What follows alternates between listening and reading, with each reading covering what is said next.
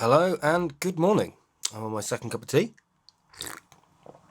already, and I just wanted to talk a little bit about, still a little tired, how I'm moving on in a project and a few of the things that I found and a few of the things that I'm doing. So it's be quite a quick one today, I think.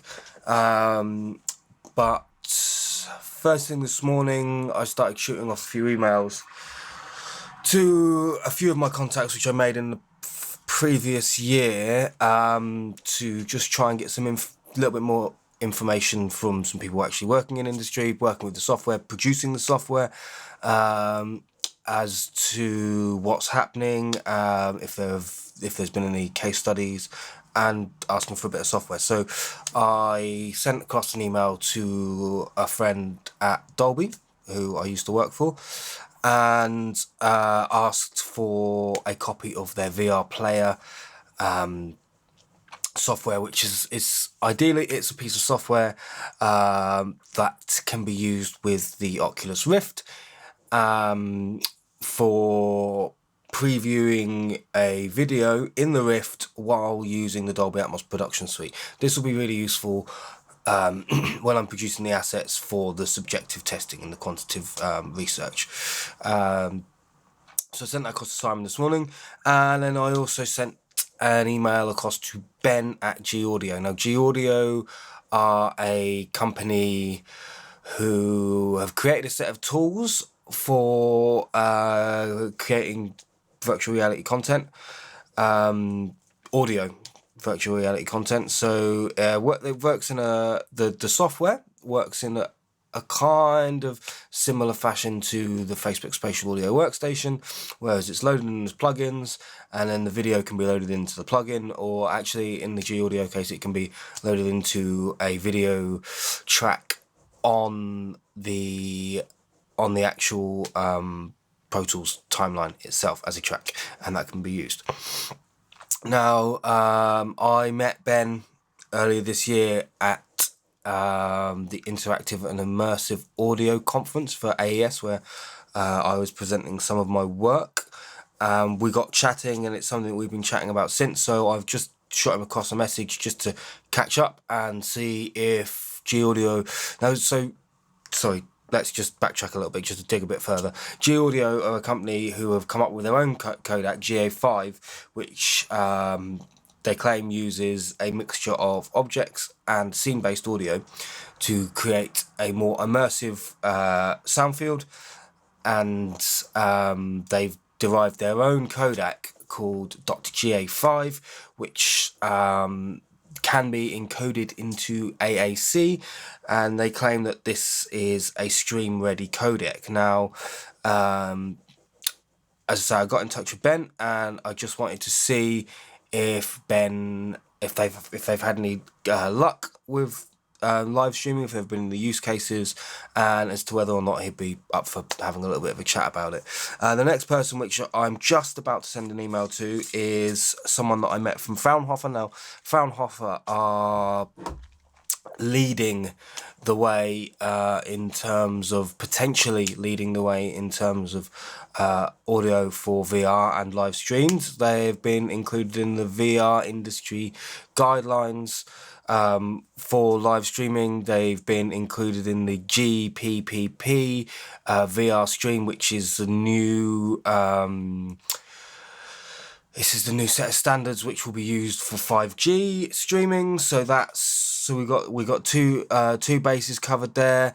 Fraunhofer are managing the MPEG-H program currently, and they are the company kind of doing most of the work in that. I've got their authoring tools for MPEG-H, which I've not had a chance to probably dig into yet, but I'm going to just get in touch with my friend here at Fraunhofer and see if he's potentially can give me any guidance, give me any information as to what they've been up to, and just basically catch up on that. Now, the last thing I want to chat about, again, it's to do with MPEG.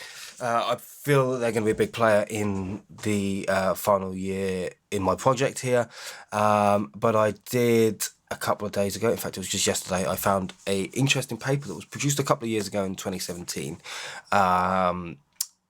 by Thomas Stockhammer at Qualcomm. Now Qualcomm seem to be leading the way on the device kind of.